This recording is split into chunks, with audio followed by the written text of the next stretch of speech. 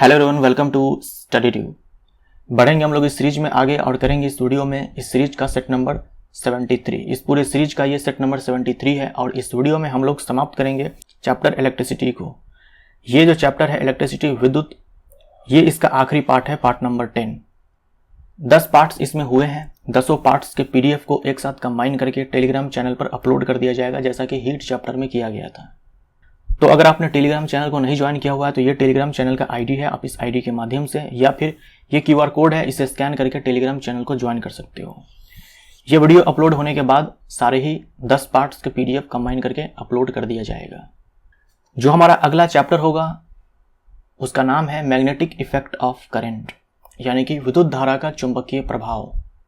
विद्युत धारा का चुंबकीय प्रभाव, इसके ठीक बाद वो चैप्टर पढ़ना सही होता है, क्योंकि हमने जस्ट इलेक्ट्रिसिटी को कंप्लीट किया है, करंट को कंप्लीट किया है, तो उसके बाद मैग्नेटिक इफेक्ट ऑफ करंट पढ़ना जो है ज़्यादा आसान हो जाता है। वरना कोई दूसरा चैप्टर स्टार्ट कर दूं और बाद में वो पढ़ाऊं तो फिर समझने में दिक्कतें आती हैं। तो एक सप्ताह के बाद अब वीडियो अपलोड होगा, क्योंकि मैं जा रहा हूँ कुछ दिनों के लिए गैंगटॉक। एक सप्ताह के लिए मैं गैंगटॉक जा रहा हूँ, घूमने के लिए जा रहा हूँ। वहाँ से लौटने के बाद जो है मैं विद्युत धारा का चुंबकीय प्रभाव चैप्टर आपको करवाऊंगा। तब तक के लिए आप इस चैप्टर को अच्छे से रिवाइज कर लें। जो हीट चैप्टर पढ़ाया गया है उसको भी आप एक बार रिवाइज कर लें। रिवीजन करते रहिए, क्योंकि ये बिल्कुल सही बात है।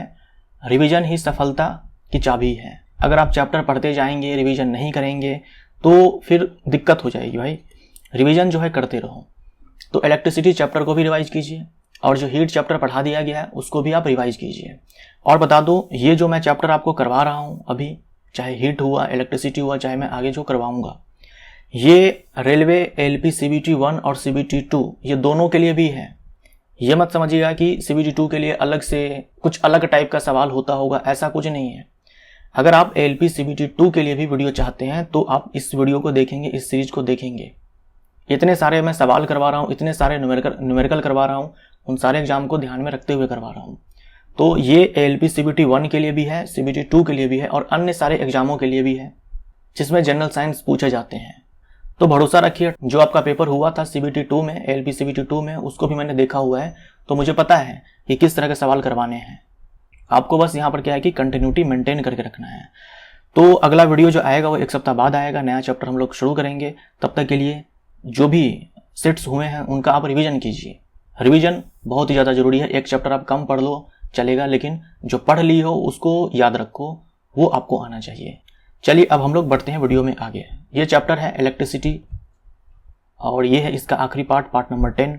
पूरी सीरीज का ये सेट नंबर 73 है। निम्न में से कौन सा एक विद्युत ऊर्जा का स्रोत है? विद्युत ऊर्जा का स्रोत है। कोई सर्किट में विद्युत धारा जो है प्रवाहित होती है तो हम बोलते हैं उस सर्किट में विद्युत ऊर्जा है, इलेक्ट्रिक एनर्जी है। तो उसका स्रोत क्या होता है? बैटरी। तो बैटरी अथवा सेल हमारा आंसर हो जाएगा। निम्न में से कौन सा एक विद्युत ऊर्जा का स्रोत है? तो यह है बैटरी। वोल्टमीटर का काम होता है विभवांतर मापना, दो बिंदुओं के बीच विभवांतर को मापना। एमीटर का काम होता है करंट को मापना। और ये जो मल्टीमीटर है ये भी आप ध्यान में रखिएगा। मल्टीमीटर ये करंट को भी माप सकता है, इसका नाम ही देखो मल्टीमीटर, मतलब कई चीजों को ये माप सकता है। मल्टीमीटर जो है ये करंट को भी माप सकता है, पोटेंशियल डिफरेंस को भी माप सकता है, मतलब विभवांतर को। ये पोटेंशियल डिफरेंस को भी माप सकता है। इतना ही नहीं, ये रेजिस्टेंस को भी माप सकता है। इन तीनों को मापने का काम ये मल्टीमीटर करता है। यदि परिपथ में बैटरी से केवल प्रतिरोधक का एक समूह ही संयोजित है तो स्रोत की ऊर्जा पूर्ण रूप से किसमें शयित होती है? कहा गया है कि सर्किट में बल्ब नहीं है, पंखा नहीं है, टीवी नहीं है, फ्रिज नहीं है, केवल और केवल क्या है? रेजिस्टर्स लगे हुए हैं। केवल और केवल प्रतिरोधक लगे हुए हैं, रेजिस्टर्स लगे हुए हैं। तो जो करंट हम देंगे, या फिर बोल दो जो हम इलेक्ट्रिक एनर्जी देंगे, इलेक्ट्रिक एनर्जी देने के लिए हमें स्रोत तो देनी होगी ना। तो जो हम इलेक्ट्रिक एनर्जी देंगे या फिर स्रोत से जो हम ऊर्जा देंगे वो सारी की सारी ऊर्जा जो है कन्वर्ट हो जाएगी किसमें? ऊष्मा में। तो केवल और केवल हमने अगर रेजिस्टेंस लगा रखा है सर्किट में तो जो भी हम इलेक्ट्रिक एनर्जी देंगे वो कन्वर्ट हो जाएगी सारी की सारी किसमें? हीट में। अगर बल्ब लगा होता तो कुछ लाइट मिल जाता। तो अलग अलग डिवाइस में जो है एनर्जी अलग अलग रूपों में कन्वर्ट होती है, लेकिन अगर केवल और केवल हम रेजिस्टर्स लगा कर रखे हुए हैं तो हीट जो है वहां पर मिलने वाली है इलेक्ट्रिक एनर्जी से। निम्न में से कौन सा शक्ति का गलत सूत्र है? शक्ति का गलत सूत्र है। ये देखो याद रखिएगा, ये बहुत ही ज़्यादा इंपॉर्टेंट फॉर्मूला है। शक्ति का सूत्र V बराबर I होता है। V के स्थान पर हम I इंटू में R डाल सकते हैं। V बराबर I इंटू में R ये फॉर्मूला होता है। तो V के स्थान पर हम I इंटू में R डालेंगे तो ये I स्क्वायर R हो जाएगा। यहीं से आप ये भी कर सकते हो कि I के स्थान पर आप V बट्टा में R डाल सकते हो यहाँ पर, तो ये आपका हो जाएगा V square divided by R। ये पावर का फॉर्मूला है, याद रखिएगा, ये पावर का फॉर्मूला है। और एक फॉर्मूला होता है एनर्जी के लिए या फिर हीट के लिए। तो इसी पावर में क्या करते हैं हम लोग कि टाइम से मल्टीप्लाई कर देते हैं। इसी पावर में टाइम से मल्टीप्लाई कर देते हैं, यानी इन सारे ही फॉर्मूले में आप टाइम से मल्टीप्लाई कर दो तो वो जो फॉर्मूला बन जाएगा वो ऊर्जा का हो जाएगा या फिर ऊष्मा का हो जाएगा। तो देख लो यहाँ पर पावर बराबर वी आई, ये सही है। V square divided by R, ये भी सही है। आई स्क्वायर आर, ये भी सही है। ये गलत है, डी हमारा राइट आंसर हो जाएगा। ये गलत सूत्र है। निम्न में से किसे जूल का तापन नियम कहते हैं? निम्न में से किसे जूल का तापन नियम कहते हैं? तो देखो H बराबर आई स्क्वायर आर, ये आपने देखा था, ये पावर का फॉर्मूला था, इसी में हम लोगों ने मल्टीप्लाई कर दिया टाइम से, तो इसे ही जूल का तापन नियम कहते हैं। जूल का तापन नियम का मतलब है कि जब हम किसी सर्किट से करंट को फ्लो करवाते हैं, विद्युत धारा प्रवाहित करवाते हैं, तो वहां पर जो ऊष्मा का उत्सर्जन होता है, इसी को हम लोग बोलते हैं जूल का तापन नियम। तापन बोल दो या फिर जूल का ऊष्मीय नियम भी कहते हैं, कि जब हम किसी तार से मान लो कि करंट फ्लो करवाते हैं तो तार गर्म हो जाता है, तो इसे हम जूल का तापन नियम कहते हैं। या फिर बोल दो कुछ ऊष्मा का उत्सर्जन होता है, जूल का ऊष्मीय नियम कहते हैं। तो तापन नियम बोल दो या फिर ऊष्मीय नियम बोल दो, बी हमारा राइट आंसर हो जाएगा। जूल के तापन नियम के अनुसार किसी प्रतिरोधक में उत्पन्न होने वाली ऊष्मा, ये प्रतिरोधक है, रेजिस्टर है, ये मान लो मैंने बैटरी लगा दिया है, करंट जो है इसमें मान लो कि आई फ्लो हो रहा है और ये आर है और समय टी के लिए। अब रेजिस्टर है या फिर कोई भी डिवाइस हो, थोड़ी बहुत ऊष्मा का तो उत्सर्जन होता ही है, तो मान लो यहां से ऊष्मा का उत्सर्जन हुआ H, तो यही जूल का तापन नियम कहता है कि भाई सर्किट से करंट फ्लो करवाओगे तो कुछ ऊष्मा का उत्सर्जन होगा या फिर टेम्परेचर जो है बढ़ेगा। और आपने फॉर्मूला क्या देखा, H is equal to I square R T. तो ये फॉर्मूला देखो कैसे आया है। जूल का तापन ये कहता है कि जो यहाँ पर ऊष्मा का उत्सर्जन होगा, ये जो करंट यहाँ पर फ्लो कर रहा है उसके वर्ग के अनुक्रमानुपाती होगा। यानी कि जितना ज्यादा करंट फ्लो करवाओगे उतना ही ज्यादा क्या होगा, ऊष्मा का उत्सर्जन होगा। उसके बाद ये भी कहा कि जो प्रतिरोध है, इस रेजिस्टर का जो रेजिस्टेंस है उसके अनुक्रमानुपाती होगा, यानी कि समानुपाती होगा। जितना ज्यादा प्रतिरोध होगा ऊष्मा का उत्सर्जन उतना ही ज्यादा होगा, और जितने समय के लिए प्रवाहित करवाओगे उतना ज्यादा ऊष्मा का उत्सर्जन होगा। तो इन सारे को आप क्या करो, क्लब कर दो, कंबाइन कर दो, तो H is equal to I square R T हो जाता है। तो प्रतिरोधक में प्रवाहित होने वाली विद्युत धारा के वर्ग के अनुक्रमानुपाती होती है, सही है। ये जो ऊष्मा उत्पन्न होती है उसके बारे में बात की जा रही है। प्रतिरोधक के प्रतिरोध के अनुक्रमानुपाती होती है, ये भी सही है। उस समय के अनुक्रमानुपाती होती है जिसके लिए दिए गए प्रतिरोध से विद्युत धारा प्रवाहित होती है, ये भी सही है। उपर्युक्त सभी है सही। निम्न में से कौन सी युक्ति जूल के तापन नियम पर आधारित है? विद्युत तंदूर है, विद्युत केतली है, विद्युत केतली, अच्छा दोनों हो गया। यहाँ पर टोस्टर लिख लो, विद्युत टोस्टर, इनमें से सभी।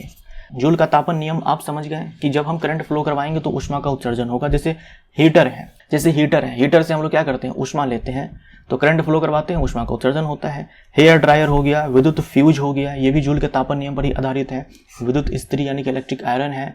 गीजर है, जो गीजर हम लोग इस्तेमाल करते हैं पानी को गर्म करने के लिए, वहाँ भी वही होता है, करंट फ्लो करवाते हैं, वहाँ पर ऊष्मा का उत्सर्जन होता है, पानी गर्म हो जाता है। तो कई सारे डिवाइसेज हैं, ये सारे डिवाइसेस का नाम जो है आपको याद रखने हैं। विद्युत बल्ब का तंतु टंगस्टन धातु का बना होता है, जिसका गलनांक, टंगस्टन धातु का गलनांक होता है 3380 degree Celsius. 3380 degree Celsius. Bulb के तंतु द्वारा उपभुक्त ऊर्जा का अधिकांश भाग डैश के रूप में प्रकट होता है। बल्ब का जो तंतु होता है वो कौन सी ऊर्जा को कंज्यूम करता है, इलेक्ट्रिक एनर्जी को। बल्ब का जो तंतु होता है, फिलामेंट होता है, वो इलेक्ट्रिक एनर्जी को कंज्यूम करता है, उसको वो उपभुक्त करता है। हम बल्ब लगाते हैं किस लिए, प्रकाश के लिए, कि हमें प्रकाश मिले, लेकिन जो इलेक्ट्रिक एनर्जी हम देते हैं उसका 90% पार्ट जो है वो चला जाता है किसमें, ऊष्मा में। यानी जो बल्ब हम इस्तेमाल करते हैं उसकी एफिशिएंसी होती है 10%। हम बल्ब इस्तेमाल करते हैं लाइट के लिए, लेकिन जो हम इलेक्ट्रिक एनर्जी देते हैं, जैसे मान लो 100 जूल हमने दिया तो 10 जूल मात्र प्रकाश देगा। 100 जूल में से 10 जूल का ही मात्र प्रकाश देगा, बाकी के 90 जूल जो है वो बेकार चला जाएगा ऊष्मा के रूप में। तो अधिकांश भाग जो है ऊष्मा के रूप में प्रकट होता है, इसीलिए हम लोग बल्ब का इस्तेमाल जो है अब नहीं करते हैं। निम्न में से कौन परिपथों तथा साधित्रों की सुरक्षा किसी भी अनावश्यक रूप से उच्च विद्युत धारा को उनसे प्रवाहित न होने देकर करता है? सुरक्षा के लिए हम लोग इसका इस्तेमाल करते हैं। किसी भी अनावश्यक रूप से, किसी भी कारण से मान लो सर्किट में जरूरत से ज़्यादा विद्युत धारा फ्लो करने लग जाता है, तो ये उसे प्रवाहित ना होने दे करके सुरक्षा प्रदान करता है। तो सुरक्षा के लिए हम लोग इसका इस्तेमाल करते हैं परिपथों में, साधित्रों में। तो फ्यूज है हमारा आंसर ए हो जाएगा। फ्यूज को युक्ति के साथ किस प्रकार संयोजित किया जाता है? फ्यूज को युक्ति के साथ संयोजित किया जाता है श्रेणी क्रम में। बी हमारा आंसर हो जाएगा। जो भी डिवाइस है उसके हम लोग श्रेणी में लगाएंगे, ताकि जैसे ही फ्यूज गल जाए सर्किट ब्रेक हो जाए। ऊर्जा उपभुक्त होने की दर को क्या कहते हैं? ऊर्जा उपभुक्त होने के दर को हम लोग पावर बोलते हैं, शक्ति बोलते हैं। शक्ति हमारा आंसर। 1 वाट बराबर क्या होगा? 1 वाट बराबर क्या होगा? वाट किसकी इकाई है? वाट, वाट जो है शक्ति की इकाई है, और शक्ति बराबर हम लोगों ने फॉर्मूला देखा V इंटू में I। तो यहां से हम लिख सकते हैं 1 वाट बराबर 1 वोल्ट गुने में 1 एम्पियर। अच्छा, पावर बराबर ये भी होता है एनर्जी अपॉन टाइम, तो हम ये भी लिख सकते हैं जूल पर सेकेंड। तो ये विकल्प के ऊपर डिपेंड करता है विकल्प किस प्रकार से है। किसी विद्युत बल्ब का अनुमंताक 220 वोल्ट 100 वाट है। जब इसे 110 वाट पर प्रचालित करते हैं तब इसके द्वारा उपभुक्त शक्ति कितनी है? VBI मार्क कर दो, सवाल इस पर खूब पूछे जाते हैं। देखो, सवाल में आपसे ये कहा जा रहा है कि एक बल्ब है जिस पर रेटिंग ये दी हुई है, बल्ब पर रेटिंग ये दी हुई है, और मैंने आपसे कहा था कि इसका मतलब क्या होता है, इस रेटिंग का मतलब क्या होता है। इस रेटिंग का मतलब ये होता है कि बल्ब आपसे ये कह रहा है, बल्ब आपसे ये कह रहा है कि अगर आप हमें जोड़ते हैं, अगर आप हमें जोड़ते हैं 220 वोल्ट से, तो मैं यहाँ पर पावर कंज्यूम करूँगा 100 वाट। ये बल्ब ने कहा कि अगर आप हमें 220 वोल्ट सप्लाई दोगे तो 100 वाट पावर कंज्यूम किया जाएगा मेरे द्वारा। सवाल में आपसे ये कहा जा रहा है कि इसी बल्ब को मान लो ये बल्ब A है, ये बल्ब A है, इसी बल्ब को हम क्या करेंगे, यहाँ पर 220 नहीं देंगे, इसके साथ कर देंगे धोखा, इसके साथ हम कर देंगे धोखा और इसको सप्लाई देंगे 110 वोल्ट। तो अब बताओ कि पावर जो है कितना कंज्यूम किया जाएगा। मान लो ये P1 था और ये P2 था, ये हमारा V1 था, ये हमारा V2 हो गया। अब बताओ पावर कितना कंज्यूम किया जाएगा। बल्ब ने क्या कहा, 220 के साथ जोड़ोगे तो 100 वाट पावर कंज्यूम करूंगा, लेकिन हमने क्या कर दिया, धोखा कर दिया। हमने 220 के स्थान पर 110 वोल्ट ही सप्लाई किया। तो अब बताओ पावर कंज्यूम क्या होगा। तो आपको याद रखना है P1 by P2 is equal to V1 by V2 का स्क्वायर।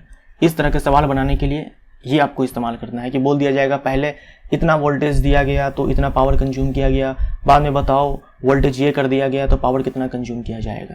बहुत ही आसान है। देखो, बल्ब तो वही है, बल्ब तो वही है, तो बल्ब तो वही है, तो हम बोल सकते हैं कि जो बल्ब का प्रतिरोध यहाँ पर है वही प्रतिरोध यहाँ पर है।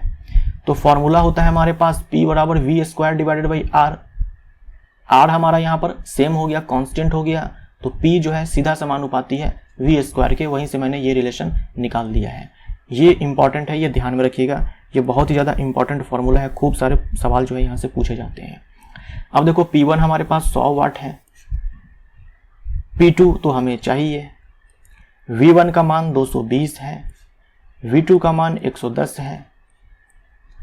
यहाँ से आया 100 बट्टे में P2, ये 110 से 220 दो टाइम्स में ख़त्म, तो उसका स्क्वायर 4 है, तो P2 हो जाएगा 100 बटे में 4 बराबर हो जाएगा 25 वाट।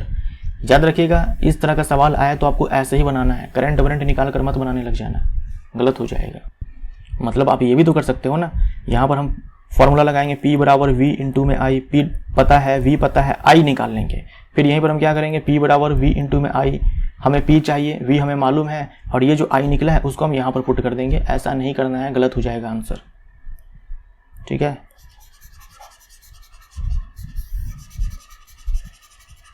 जैसा आपको यहाँ पर बताया गया है वैसे ही बनाना है। एक अश्व शक्ति किसके बराबर होता है? अश्व का मतलब घोड़ा होता है।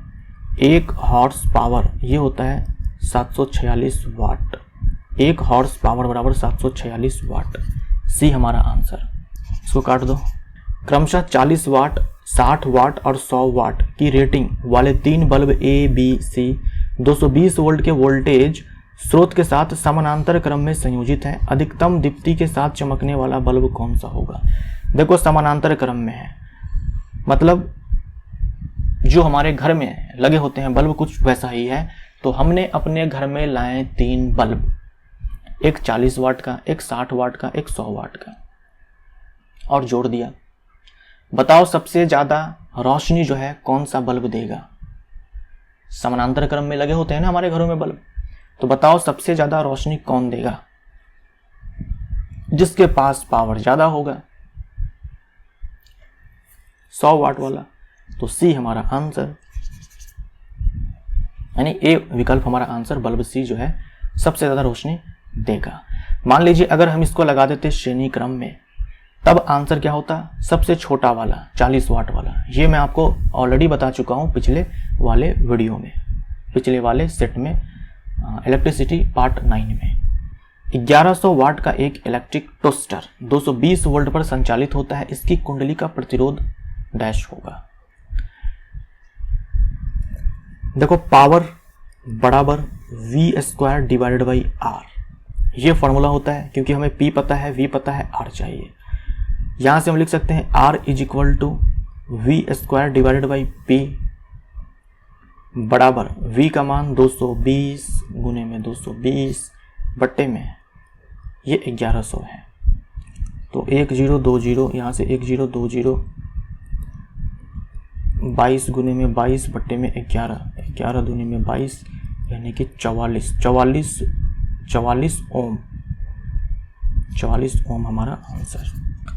यदि एक टोस्टर को 220 वोल्ट एसी के बजाय 440 वोल्ट एसी से जोड़ा जाए तो प्रति सेकंड उत्पन्न होने वाली ऊष्मा पहले उत्पन्न होने वाली ऊष्मा की डैश होगी। देखो आपको क्या दिया हुआ है, पहले तो आपको V1 दिया हुआ है 220 वोल्ट, फिर बाद में V2 है 440 वोल्ट। टाइम है आपके पास कितना? 1 सेकेंड। पहले उत्पन्न होने वाली ऊष्मा और बाद में उत्पन्न होने वाली ऊष्मा के बीच में संबंध बताना है। H is equal to V² divided by R into में T। देखो टोस्टर तो वही है ना, टोस्टर तो वही है। पहले 220 के साथ कनेक्ट किया, बाद में 440 के साथ कनेक्ट किया, तो टोस्टर तो वही है। तो प्रतिरोध हमारा यहाँ पर क्या हो जाएगा? कांस्टेंट हो जाएगा। समय जो है, टाइम जो है यहाँ पर कांस्टेंट है। हम सेम समय के लिए हम ऊष्मा का उत्सर्जन देखेंगे, तब उसका अनुपात लेंगे। यानी जो H है वो डायरेक्टली प्रोपोर्शनल टू V² है। अब खुद सोचो आप, 220 से 440 कर दिया गया, 220 से 440 कर दिया गया, डबल कर दिया। अगर आप V को डबल करोगे तो क्या H ये 4 गुना नहीं हो जाएगा? पहले का 4 गुना हो जाएगा ना। या फिर आप ऐसे यहां पर सोच सकते हो H1 by H2 V1 by V2। तो H1 बाई H2, V1 कितना है? 220, V2 कितना है? 440, फिर इसका स्क्वायर है तो H1 बाई H2। 220 से 440 ये 2 टाइम्स में खत्म, उसका स्क्वायर 1/4। तो जो H2 है देखो यहाँ पर 4 इंटू में H1 आया, तो पहले का 4 गुना। तो जो बाद में ऊष्मा उत्पन्न होगी वो पहले की 4 गुनी होगी। एक इलेक्ट्रिक हीटर को 220 वोल्ट पर 2200 वाट रेट किया गया है। यानी एक हीटर है, मान लो ये एक हीटर है, इस पे रेटिंग है 220 वोल्ट 2200 वाट। जैसे कि बल्ब पर रेटिंग दिया होता है वैसा ही है यहाँ पर। उपकरण से संयोजित फ्यूज तार की न्यूनतम रेटिंग कितनी है? तो बहुत ही आसान है, power is equal to V into में I करना है। I बराबर हो जाएगा पावर बटे में V। पावर है 2200 और जो V है 220 है, तो ये 10 टाइम्स में कैंसिल आउट हो जाएगा। तो न्यूनतम रेटिंग 10 एम्पियर। एक आदर्श वोल्टमीटर की प्रतिरोधकता क्या होती है? वोल्टमीटर का काम क्या है? वोल्टेज मापना। वोल्टमीटर का काम है वोल्टेज मापना। वोल्टेज कैसे मापा जाता है? फॉर्मूला से I इंटू में R। जैसे मान लो ये प्रतिरोधक है, इस प्रतिरोधक के ये दोनों सिराएं जो है इनके बीच में हमें पोटेंशियल डिफरेंस मापनी है। तो हमने यहाँ पर क्या किया, इसके समानांतर में वोल्टमीटर को कनेक्ट कर दिया। अब ये जो वोल्टमीटर है ये मापेगा वोल्टेज को, पोटेंशियल डिफरेंस को, इस वाले फॉर्मूले का इस्तेमाल करके। अब देखो यहाँ पर सॉरी I इंटू में T नहीं, I इंटू में R है। ये जो R है और इसमें जो करंट फ्लो होगा वो। अब सोचो यहाँ पर मान लो सर्किट में करंट निकला I, सर्किट से ये बैटरी से करंट निकला I यहाँ पे गया। अब ये जो विभवांतर है ये बिल्कुल 100% करेक्ट मापा जाएगा। जैसे मान लो यहाँ से मैंने बोल दिया 5 एम्पियर करंट निकला। अब पांचों के 5 एम्पियर इस सर्किट में, इस रेजिस्टेंस में करंट जाएगा, तब जो विभवांतर है वो बिल्कुल एक्यूरेट आएगा। एक्यूरेट आएगा ना। 5 एम्पियर सर्किट में टोटल 5 एम्पियर करंट है। 5 एम्पियर करंट अगर इस रेजिस्टर से चला जाए तो वोल्टेज जो है बिल्कुल एक्यूरेट आएगा, कोई भी एरर नहीं होगा। लेकिन मान लो इसी 5 एम्पियर में से करंट का कुछ हिस्सा जो है इसमें चला जाए, मान लो मैंने बोल दिया कि 0.2 एम्पियर करंट इसमें चला गया, तब इस सर्किट में करंट कितना जाएगा? 4.8 एम्पियर जाएगा। मतलब अब जो ये विभवांतर मापेगा वो 100% करेक्ट नहीं है, उसमें एरर है। 100% तब होता जब 5 एम्पियर करंट यहाँ इसमें जाता, लेकिन कुछ करंट जो है वोल्ट मीटर में चला गया। तो जब वोल्ट मीटर में चला गया तो यहाँ पर करंट कम गया, तब इनके सिराओं के बीच जो विभवांतर मापा जाएगा वो कम होगा। अब हम ये चाहते हैं कि ये जो करंट है इधर बिल्कुल भी ना जाए, बिल्कुल भी ना जाए, ये 0.2 एम्पियर भी उधर ना जाए। तो हम क्या कर सकते हैं कि इस वोल्ट मीटर का जो रेजिस्टेंस है उसको अनंत कर देंगे, हम इनफाइनाइट कर देंगे, अनंत कर देंगे, इतना ज़्यादा कर देंगे कि करंट जो है इधर से जाएगा ही नहीं। जैसे ही आएगा धक्का मार करके इधर भेज दिया जाएगा कि भाई कहाँ जा रहे हो, इधर तो अनंत रेजिस्टेंस है। यानी पूरा फौज लेकर के क्या है कि खड़ा है इस रास्ते में करंट को रोकने के लिए। अनंत का मतलब वही हो गया। तो करंट इधर नहीं जाएगा, अब पांचों के पांचों एम्पियर जो है इधर की ओर जाएगा। तो एक आदर्श वोल्ट मीटर की जो प्रतिरोधकता होती है वो अनंत होती है। ठीक है, अनंत होती है। रेजिस्टेंस अनंत है, मतलब जो प्रतिरोधकता है रो है ये भी अनंत है। तो अनंत हमारा आंसर हो जाएगा। देखिए आदर्श वोल्टमीटर है, प्रैक्टिकली ऐसा वोल्टमीटर एग्जिस्ट नहीं करता है। हर वोल्टमीटर जो है कुछ ना कुछ करंट को अपने अंदर ले लेता है। जैसा कि मैंने आपको यहाँ पर बताया कि कुछ दशमलव में करंट जो है उधर की ओर चला जाएगा। तो हर वोल्टमीटर में कुछ ना कुछ करंट जो है चला ही जाता है। आदर्श वोल्टमीटर का मतलब हो गया कि इनफाइनाइट रेजिस्टेंस, बिल्कुल भी करंट वोल्टमीटर में नहीं जाएगा। एक आदर्श एमीटर की प्रतिरोधकता क्या होती है? अब जो एमीटर है इसका काम होता है करंट को मापना, करंट को मापना। तो वैसे ही मान लो यहाँ से अगर करंट 5 एम्पियर चलता है तो 5 एम्पियर करंट यहाँ तक चलेगा।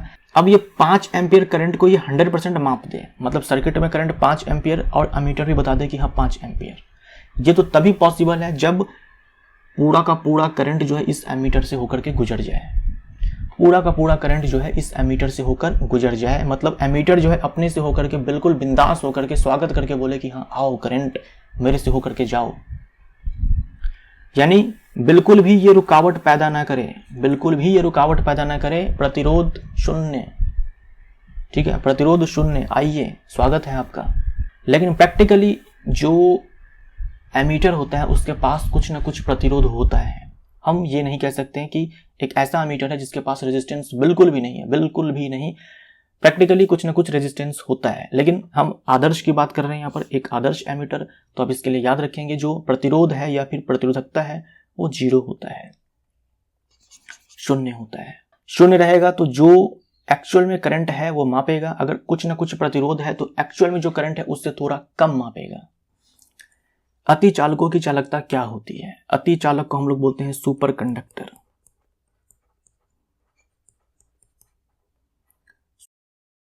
अगर आपको याद हो तो मैंने आपसे कहा था जो सुपर कंडक्टर जो होता है उसका रेजिस्टेंस 0 होता है। तो अगर रेजिस्टेंस 0 है तो कंडक्टेंस कितना हो जाएगा? इनफाइनाइट। भाई आर और जी में उल्टा रिलेशन होता है ना, तो अनंत। निम्न में गलत विकल्प की पहचान करें। सामान्यतः घरों में प्रयुक्त तारों को बनाने में तांबा का प्रयोग किया जाता है, सही है। ओम का नियम चालकों के लिए सत्य है, सही है। ओम का नियम जो है हर किसी के लिए सत्य नहीं है, चालक के लिए सत्य है, अर्धचालक पर भी ये काम नहीं करता है। चालक या संवाही तार उदासीन होता है। कोई जो कंडक्टर होता है, जैसे मान लो मैंने कॉपर का तार ले आया, तो वो उदासीन है ना, न्यूट्रल है, कोई चार्ज थोड़ी ना है, उस पर कोई धन आवेश या ऋण आवेश नहीं है, वो न्यूट्रल है। अब अगर आप उसमें करंट फ्लो भी करवा देते हो तो भी वो न्यूट्रल ही कहलाता है। विद्युत तारों को जोड़ने की प्रक्रिया को श्रृंखलन कहते हैं, गलत हो जाएगा। विद्युत तारों को जोड़ने की प्रक्रिया को संयोजन कहते हैं। संयोजन यानी कि combination, series combination, parallel combination जो हम लोग बोलते हैं। बैटरी की खोज किसने की? बैटरी की खोज की वोल्टा ने। बी हमारा आंसर। फ्यूज तार की विशेषता होती है। फ्यूज तार की विशेषता होती है उच्च प्रतिरोध निम्न गलनांक। यह सवाल एग्जाम में बहुत पूछा जाता है। जो फ्यूज तार जो होता है उसकी विशेषता ये होती है कि प्रतिरोध उच्च होता है, गलनांक निम्न होता है। ऊष्मा का अच्छा चालक लेकिन विद्युत का खराब चालक। ऊष्मा का अच्छा चालक लेकिन विद्युत का खराब चालक, इनमें से इन चार में से ऊष्मा का अच्छा चालक कौन है, विद्युत का खराब चालक कौन है? तो माइका आप याद रखेंगे। माइका जो है वैसे तो ये ऊष्मा का भी उतना अच्छा चालक नहीं है, लेकिन फिर भी हम कंपेयर करें इलेक्ट्रिसिटी और हीट इन दोनों से, तो हीट के लिए अच्छा चालक है और इलेक्ट्रिसिटी के लिए खराब चालक है। बी हमारा आंसर। इसी के साथ ये जो चैप्टर है आपका इलेक्ट्रिसिटी, ये आपका समाप्त होता है। इसका बोल सकते हो कि द एंड होता है। तो रिवीजन करते रहिए। मिलते हैं हम लोग नेक्स्ट चैप्टर में जिसका नाम है विद्युत धारा का चुंबकीय प्रभाव, और वो हम लोग स्टार्ट करेंगे एक सप्ताह के बाद। तब तक के लिए रिवाइज करते रहें। Thank you so much.